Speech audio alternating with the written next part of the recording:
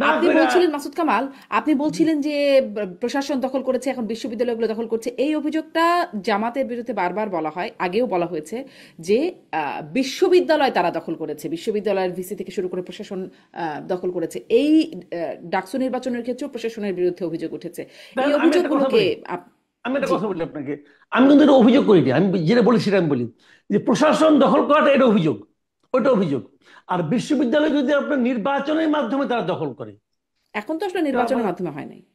এইটা তো নির্বাচনের মাধ্যমে, ডাকসু তো নির্বাচনের মাধ্যমে হলো। হ্যাঁ, ডাকসু হলো, আমি বলছিলাম যদি যে রাকসু বিশ্ববিদ্যালয়ের নির্বাচনের প্রশাসন, মাধ্যমে হয়, ভিসি। জি। রাকসু নির্বাচনের মাধ্যমে হয়, যদি জাকসু নির্বাচনের মাধ্যমে হয়, যদি নির্বাচনের মাধ্যমে হয়, ওটা কিন্তু অভিযোগ না। হুম। না। ওটা হলো তাদের জয়, তাদের প্রাপ্য ওটা। হুম। তারা যদি সেটা দখল করতে পারে তাহলে তারা অগ্রসর হয়ে যাবে, এগিয়ে যাবে। দেখেন, জাতীয় নির্বাচন এটা প্রভাব পড়বে সেটা কিন্তু আমি ওইভাবে বলছি না। জাতীয় হুম। নির্বাচন প্রসঙ্গ নিশ্চয়ই আপনি আনবেন। আমি মনে হয় এখন বলবো না, আপনি পরে আনবেন, তো তখন বলবো। জাতীয় নির্বাচনের প্রভাব নিয়ে আমি একটু কথা বলতেই চাইবো, কিন্তু আমি আসলে আচ্ছা। একটু প্রশাসনের কথা একটু আপনার কাছে বিশেষ করে জিজ্ঞাসা করছিলাম যে হুম। আপনার কাছে কি মনে হয়েছে যে এই অভিযোগগুলো আসছে, ছাত্রদল তো প্রকাশ্যে অভিযোগ করেছে, আপনাদের মানে ছাত্রদলের ভিপি প্রার্থী আবিদ তিনি বলছেন স্যার আপনারা হাসিনা নির্বাচনকেও হার মানিয়েছেন, কারচুপিতে ভোট চুরিতে হাসিনাকেও হার মানিয়েছেন, এরকম বক্তব্য বলেছেন। উমামার কাছ থেকে এরকম বক্তব্য এসেছে। এগুলোকে আপনি কিভাবে মূল্যায়ন করবেন? এগুলোকে আমি, এই যে হেরে গেলে না একটা মন খারাপ হয়। হুম। ওই মন খারাপ হলে অনেক অনেক কিছু বলে। আমাদের এই দেশে জাতীয় নির্বাচনে হেরেও এক নেত্রী বলছিল সূক্ষ্ম কারচুপি, আরেক নেত্রী বলছিল স্থূল কারচুপি, এগুলি বলে। এই এই বলাটাকে আমি খুব গুরুত্ব দিলাম। 2 দিন পরে দেখবেন তারা এটা বলবে না, কারণ হেরে গেলে এখন তো একটা অজুহাত দিতে হবে। আমরাও তো ছোটবেলায় পরীক্ষা খারাপ করলে বলতাম যে স্যার সিলেবাসের বাইরে থেকে প্রশ্ন করছে। তো সিলেবাসের বাইরে থেকে প্রশ্ন করে আমি শান্তি পাওয়ার চেষ্টা করতাম, আমি আমার বাপ মাকে বুঝাইতাম। তো ওই সিলেবাসের বাইরের প্রশ্ন নিয়ে অন্য অন্য আমার অন্য অন্য যারা নাকি আপনার সহপাঠী ছিল, ওরা ভালো রেজাল্ট করে নাই, করছে তো। কারণ আমি পারি না, এটা আমার ব্যর্থতা। আমি তো আমার ব্যর্থতা স্বীকার করি না, আমি কোনো না কোনো একটা অজুহাত দিই। তো এখানে একই জিনিস। ভাই শুনেন আমি বলি, হুম। ঢাকা ইউনিভার্সিটি যদি এরকম মানে 3 গুণ 4 গুণ ভোট পাওয়ার মতো কারচুপি হয়ে থাকে, তাহলে এই স্মার্ট ছেলে মেয়েগুলো কেউ বুঝলো না, কেউ দেখলো না।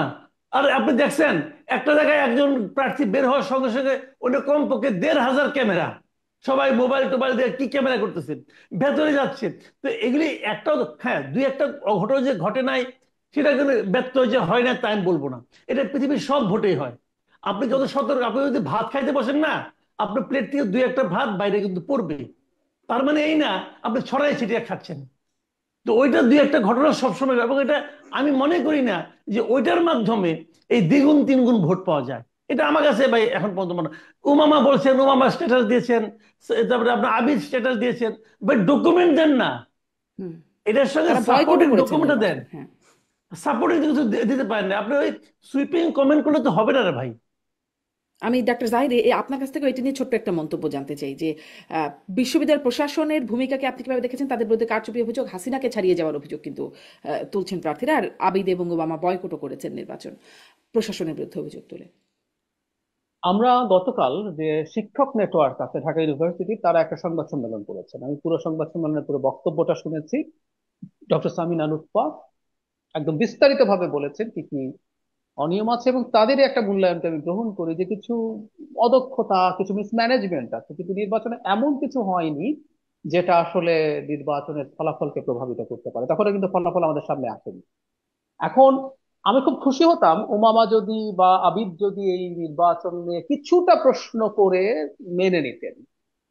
এখন উমামা যে বক্তব্য ব্যবহার করেছেন হাসিনার সময় কেউ হার মানিয়েছে, এটা অনেক বেশি এক্সেজারেশন, অনেক বেশি এক্সেজারেশন। এটা দরকার ছিল না। কারণ আমাদের, যেমন আমি একটা ছোট উদাহরণ দিই, আমি আমার পার্সোনাল চ্যানেলে একটা ভিডিও করেছি এবং ওখানে বলেছি যে এই নির্বাচনে আমিও হেরেছি। মানে আমিও হেরেছি মানে এই, আমি একটা আমার আমার অ্যাক্টিভিস্টের জায়গা থেকে আমি একটা স্ট্যান্স নিয়েছিলাম। আমি চেয়েছিলাম, আমি আমি কিন্তু আমার অ্যানালিসিস বলছিল শিবির জিতবে, এটা আমি বলেছি, কিন্তু এত মার্জিন হবে সেটা বুঝিনি। কিন্তু আমি চেয়েছিলাম এবং আমি অ্যাপিল করেছিলাম যে শিবিরকে যেন ভোট না দেয়, এর বাইরে যে যাকে ইচ্ছা তা করবে। আমার নিজস্ব কিছু, মানে বিশেষ করে আইডেন্টিটি পলিটিক্স, মানে মুক্তিযুদ্ধ যদি সরিয়েও রাখি এই ন্যারেটিভ, এটা তো আছেই। আইডেন্টিটি পলিটিক্স আমি পছন্দ করি না। তো এখন হয়তো হয় নাই, এবং আমি খুব সহজে বললাম এখানে আমিও হারছি নির্বাচনে সামহাও। হুম। তো এই ব্যাপারটা দরকার আছে। আহ উমামা ভালো করেছেন এবং উমামার সামনে খুব চমৎকার ভবিষ্যৎ আছে।